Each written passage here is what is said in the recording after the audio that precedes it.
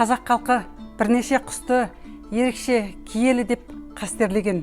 Мысалы, бүркіт құсы ол көк тәңірісі, аспан перісі және қанаттылар перісі деп ерекше құрмет тұтса, ал қарлығаш құсы ол адамның жанашыры, қасиетті қамқоршы құс деп есептейді.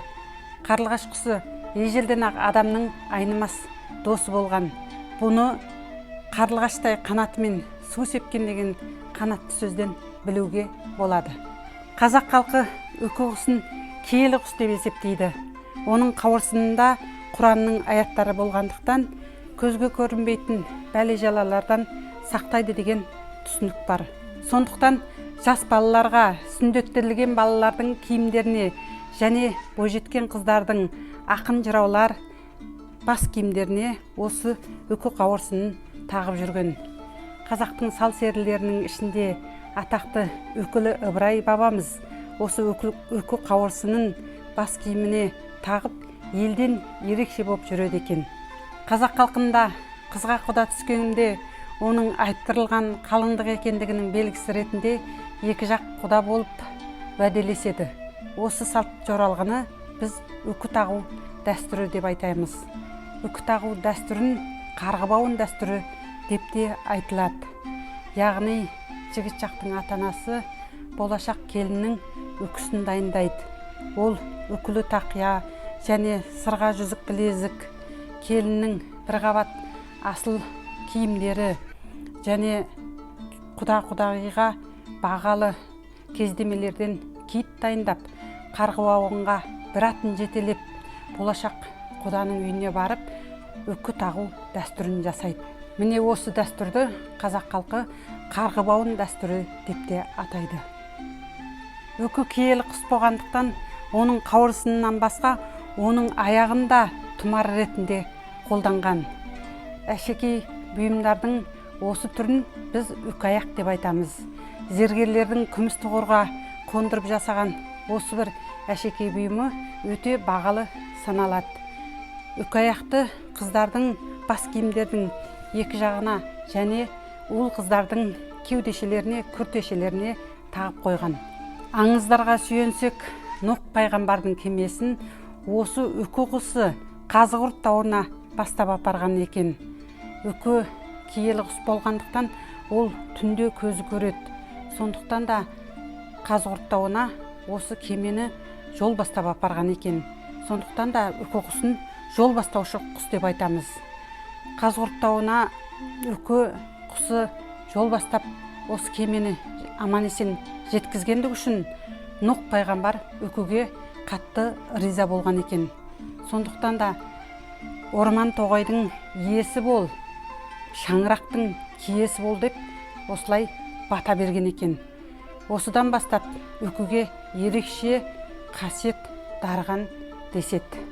Үкіні қазақ халқы бақыттың, байлықтың және даналықтың бастамасы деп санаған.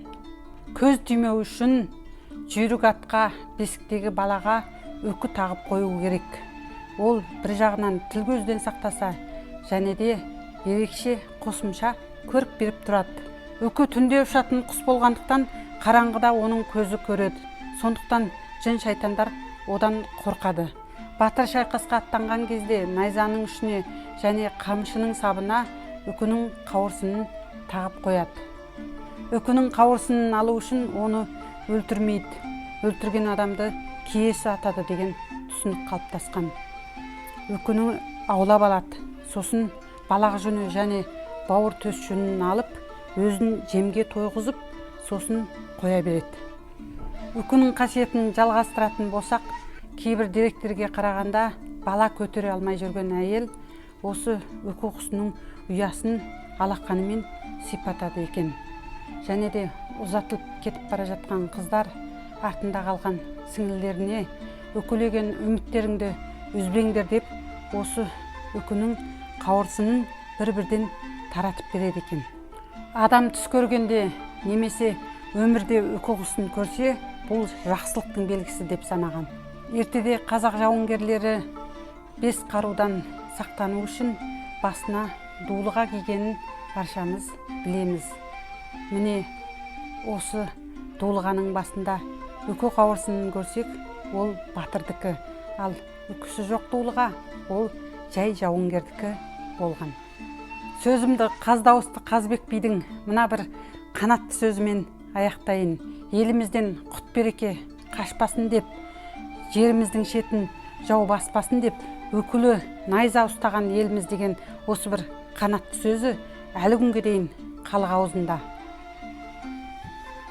Халқымыздың бой тұмардай қастерлеген үкі құсының киелі қасиеттері міне осындай. Қазақлығымызды айшықтайтын ұмыт болып бара жатқан осы салт жоралғыларымыз біздің ұлттық рухымызды биіктетіп, санамызды жаңғыртатындығы сөзсіз. Бүгін біз үкі құсының киелі қасиеттерін айтып өттік. Егер сіздерге ұнаса, менің Бахаргүл Төлеген атты YouTube арнамдағы видеоны көріп, лайк басыңыздар, тіркеліңіздер. Сіздермен бірге болған мен Бахаргүл Төлеген. Назарларыңызға рахмет.